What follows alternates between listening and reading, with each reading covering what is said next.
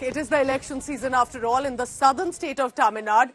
The temperature politically and also with regard to on ground is definitely rising. In the latest now, AIDMK chief, who's also the former chief minister of Tamil Nadu, Edappadi K. Palaniswamy, has spoken to India today and charged at Chief Minister M.K. Stalin. He's basically said that there's been an illusion created by the Dravida Munnetra Kazhagam and it will now soon be exposed. He's also added that people will realize that they have been fooled by the Stalin government and he will soon be voted out. He's also added that people in Tamil Nadu are already fed up with the false promises and the fake illusion.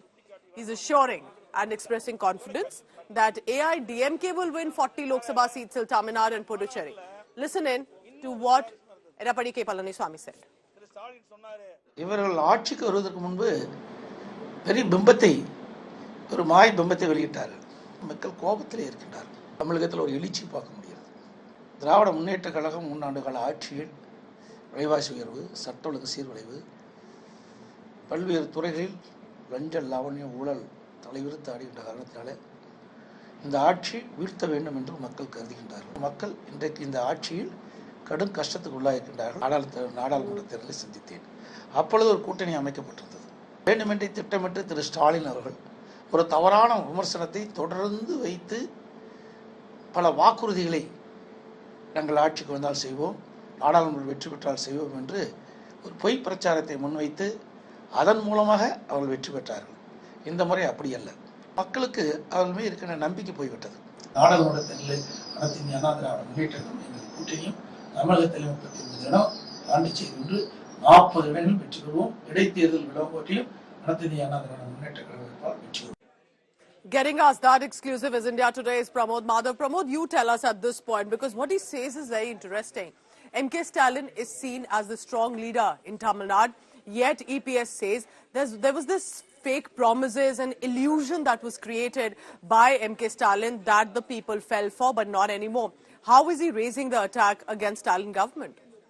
Well, Pooja, it's very clear that the AIDMK wants to make it very sure that they are a seriously formidable and party in the opposition.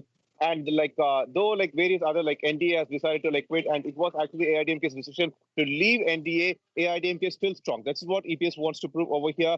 The election season has started, just like you mentioned, along with the temperature, situation on ground has also completely started heating up. And this is where EPS comes forward and puts all these allegations that DMK and the Alliance Party MPs did not do anything for the state of Tamil Nadu. He claims that AIDMK MPs were seriously exerting pressure for Tamil Nadu, and he says that during his tenure only the foundation stone was laid for AIIMS, but even after 5 years, nothing was done, and he blames DMK for that, whereas the DMK blames AIDMK and BJP as a counter. So this way, EPS wants to make it very sure that this time, AIDMK will have a short win. This is what EPS says, Pooja.